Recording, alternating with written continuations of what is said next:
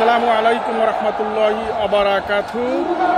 আমি আছি বরিশাল বিভাগীয় ৮ দলীয় মহাসমাবেশে। আপনারা দেখতে পাচ্ছেন যে আসলে এই মহাসমাবেশ ঘিরে এতদিন উদ্দীপনা ছিল মানুষের মাঝে, সেই মাহেন্দ্রক্ষণ এখন আসলে আমি কোনো সমাবেশে গেলে সেটার বেস্ট ভিডিওটা দেওয়ার আপনাদের চেষ্টা করি, বাকি আল্লাহ পাকের ইচ্ছা। আমি অনেক দূর থেকে ভিডিওটা কাভার দিচ্ছি। আসলে আজকে জনসভায় কি পরিমাণ লোকারণ্য হয়েছে তা আসলে আমি বলতে পারবো না। আমি যেই বিল্ডিংয়ে উঠেছি এই বিল্ডিংয়ের মালিক, তার বয়স ৬০ থেকে ৬৫ বছর হবে।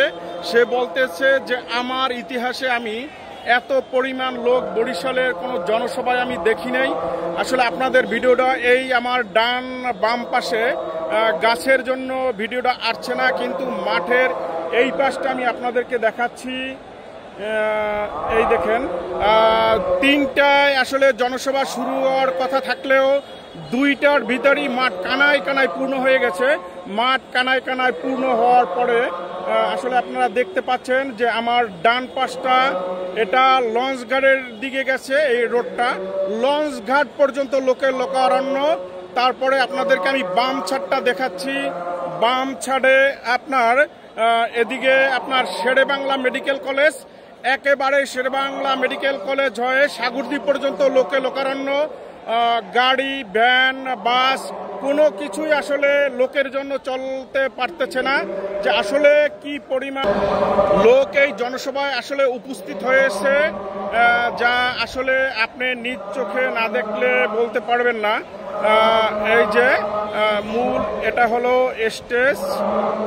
এখানে ৮ দলীয় নেতা, যত নেতা আছে বিভাগীয়, জেলা পর্যায়ের, থানা পর্যায়ের নেতাকর্মীরা এখানে উপস্থিত আছেন।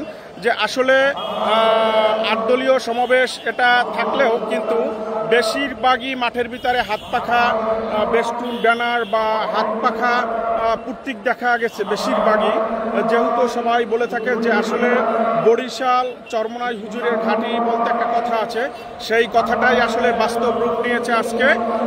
আর মাঠ থেকে যেটা জনগণ বা সাধারণ আপামর জনগণ যেটা বলতে চাচ্ছে যে আগামী নির্বাচনে আসলে তারা ইসলাম পন্থা ঘরানার মানুষকে দেখতে চায়, ইসলাম পন্থার সংসদ আসনগুলো তারা দেখতে চায়।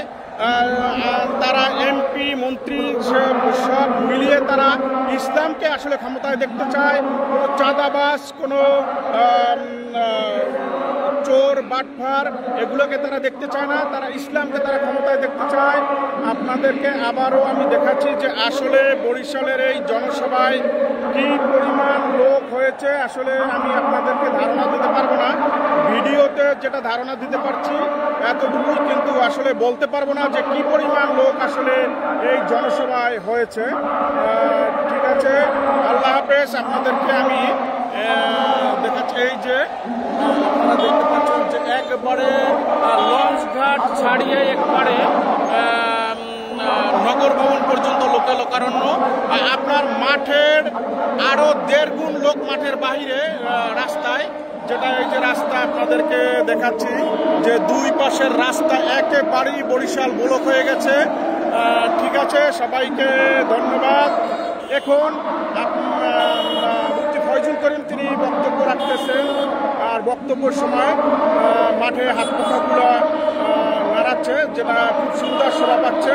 সবাইকে ধন্যবাদ, সবাই ভালো থাকবেন।